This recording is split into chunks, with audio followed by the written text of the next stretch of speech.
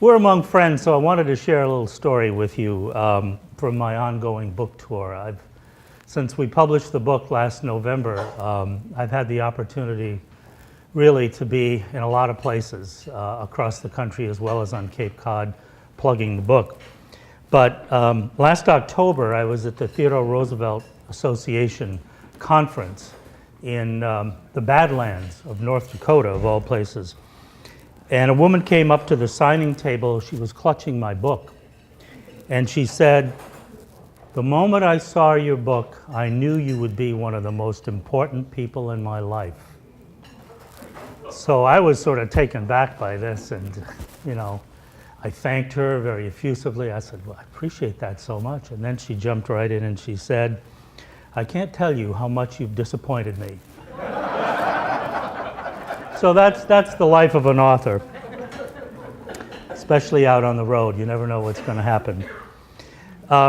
My guess is that there are more than a few of you in the room today who have a book inside of you somewhere and have always thought, well, gee, I would really love to write a book. And I want to encourage you to do that and let that book come out of you and get itself on the keyboard and on paper. Because we need stories, we need authors, we need people who have stories to tell. It is intimidating, I have to admit, to deal with the English language constantly. Style, rules of style, literary agents, editors, publishers, publicists, all people who want a little piece of you in this process.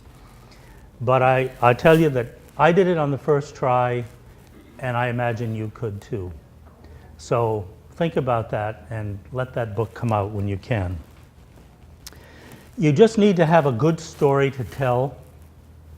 It can be true, it can be imagined, it can be a little bit of both, but you just have to tell it convincingly. The rule today is you have to entertain the reader and make him or her want to turn those pages and stay with that book and finish it. With the help of a good literary agent, you certainly can do that. The Lion of the Journalist is my book. That's a poster there showing you the cover. This is actually a real book. And the story began about 50 years ago when I was a young fellow sitting around the Christmas dining table with my extended family. And I began to hear tales told around the table of Uncle Joe and his pal Theodore Roosevelt. And as I grew up, a relative began giving me as Christmas gifts copies of Uncle Joe's books to pass down into the family. And I put them on my shelf because I was, busy going to school and getting married and raising a family like most of us do. But finally, about 3 years ago, I remember sitting one night in my den looking at all of the books by Joseph Bucklin Bishop, my uncle, and other books by Theodore Roosevelt, and said, it really is time to tell this story. So I sat down at the keyboard and began to type, began to research the story. The gold mine that I found was 600 letters that Uncle Joe and Theodore Roosevelt had exchanged over 25 years. And that was the basis of their story. And the story that emerged from these letters is not only were these guys tight friends over the years, but Bishop, as a New York City newspaper editor around the turn of the century, he was an influential one because he wrote the editorials, the opinion pieces. He began to emerge as a friend and a confidant and an advisor to Theodore Roosevelt. It began when Roosevelt was police commissioner in New York City, of all jobs. He was a reformer. He was determined to clean up the police force at a time, 1895 or so, when all police jobs were for sale. You simply slipped a 20 or a 50 or a 100, if you could afford it, to the political bosses in New York, and in return you got a badge, a nightstick, and a cap.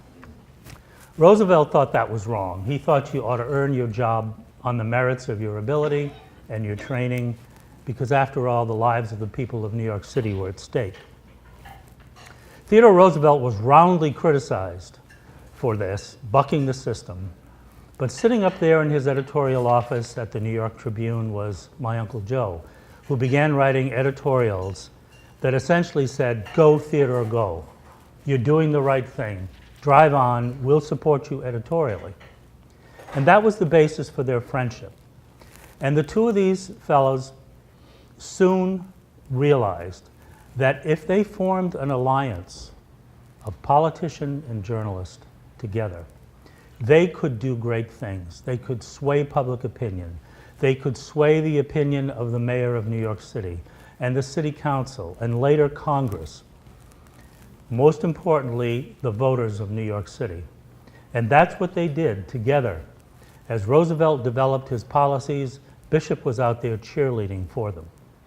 But the letters revealed that they weren't always together. There were times when Bishop was very critical of Roosevelt, privately, always privately in his letters. And they went back and forth, and they argued back and forth at a time when people actually wrote letters to each other. Not emails, not phone calls, God forbid, not text messages or tweets. They wrote letters. They sat down in longhand and they wrote thoughtful letters. And Bishop went on to support Roosevelt in most of what he did when he became governor of New York, and later when he was essentially boosted upstairs out of the governorship because he was too much of a problem to the political bosses.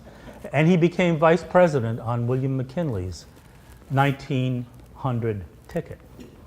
And let me see how good you are in your history. What happened to William McKinley? He was shot. He was assassinated just 6 months after he had started his second term.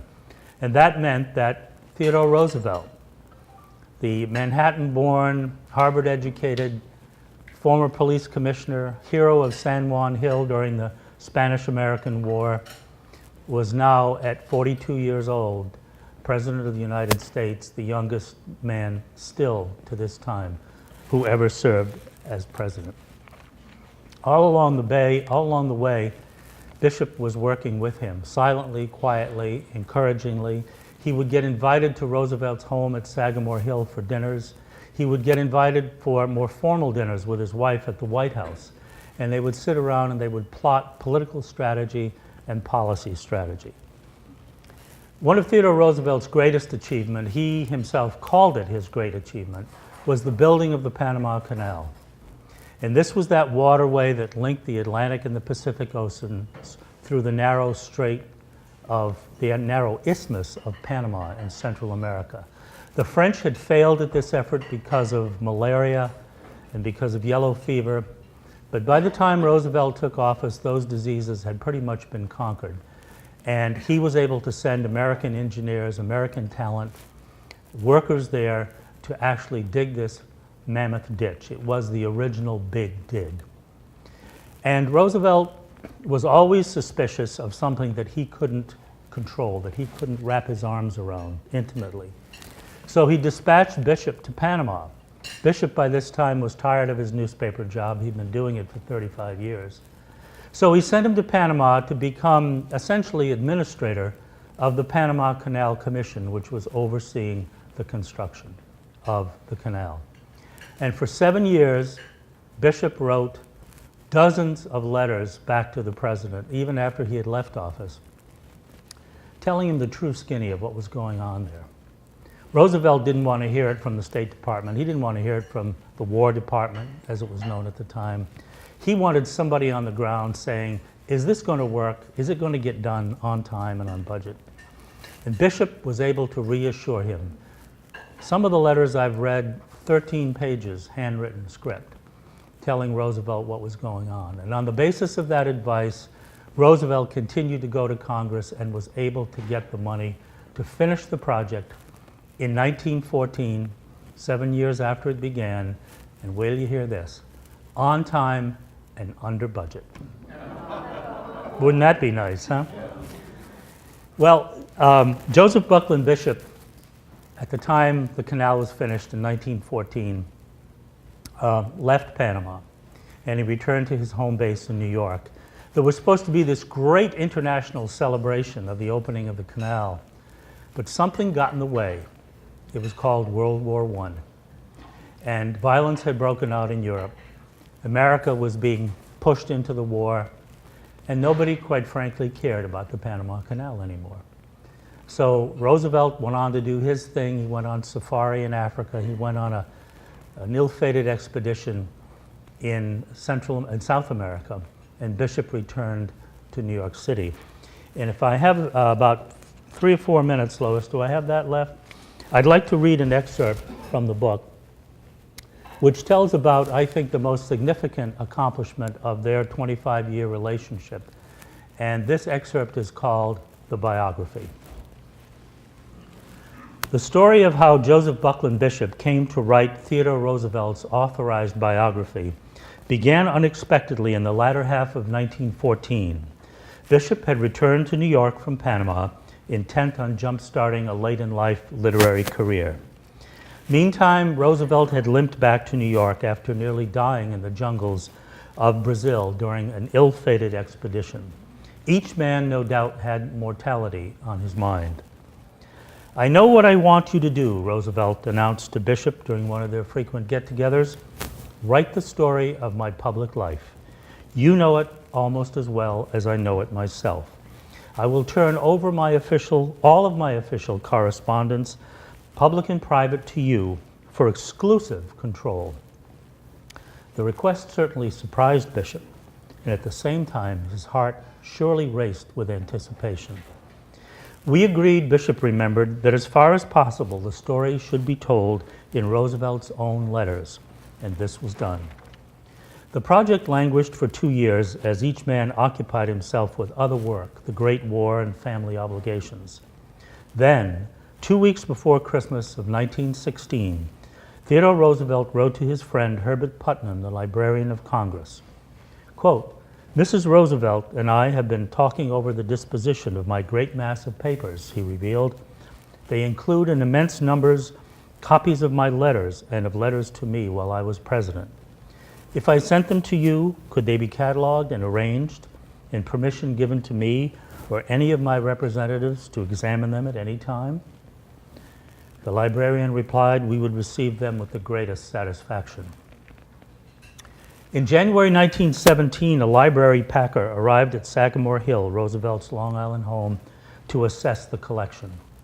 Most of it was stored in a bank in 6 unusually large and heavy cases. The cases were in such poor condition, the packer said, that they would have to be repackaged before being shipped to Washington. The locked cases of papers documenting much of Roosevelt's public years arrived safely in Washington soon thereafter, but without the key to open them.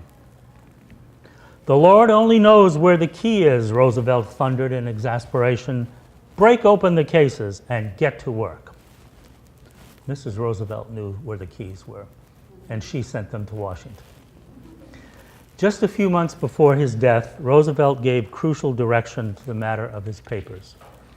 "Will you give my friend Joseph Bucklin Bishop full access to my papers?" he asked of the librarian. "I will be grateful if you will help him in every way possible." The librarian complied, and Bishop began the overwhelming task of sifting through stacks of letters dating to 1881. This was an arduous but not a difficult task, Bishop recalled. One of Roosevelt's private secretaries had estimated that during his public career, he wrote 150,000 letters. Then and since, much has been written about the extraordinary quality of the Roosevelt correspondence that formed the basis of Joseph Bucklin Bishop's pioneering biography. It was Bishop who perhaps said it best. His letters give us a veritable inside history of his time. They push aside the screen that hides the wires which control great events, and we see them operating before our eyes. We see in very truth history in the making, shown and explained to us by the man who himself is making it. As 1919 turned into 1920, with Roosevelt now in his grave at the young age of 60, Bishop rushed to complete the manuscript. By April, he was reviewing page proofs. In October, he declared to the librarian, "My book is out, as you know, and I feel as I imagine a woman must feel who has been safely delivered of twins." You see, the biography was published in 2 volumes. The librarian hailed Bishop's accomplishment, accurately predicting that your work will be the foundational basis, the starting point of every future life of Roosevelt, no matter the viewpoint of the future authors. After reading the book, Theodore Roosevelt and His Time, the New York Times reviewer wrote, "It seems to those of us who knew Theodore long and loved him, almost as though we could hear him speaking, that we could smile at his vivacity and thrill with the fire of his utterance." But of all the testimonials accorded to Bishop, none was more compelling than that of Mrs. Roosevelt. After reading an excerpt, she wrote to Bishop, "I marvel at the taste and judgment with which you have accomplished your task, and can never adequately speak of my gratitude. I am so entirely content." In a later note, after she had finished the book, Mrs. Roosevelt appraised not only the work, but Bishop, the man who had achieved it. Quote, none of Theodore's friends should cease being grateful to you. I do not wish to flatter, but who else could have done it?" Thank you very much. I'll be glad to take questions.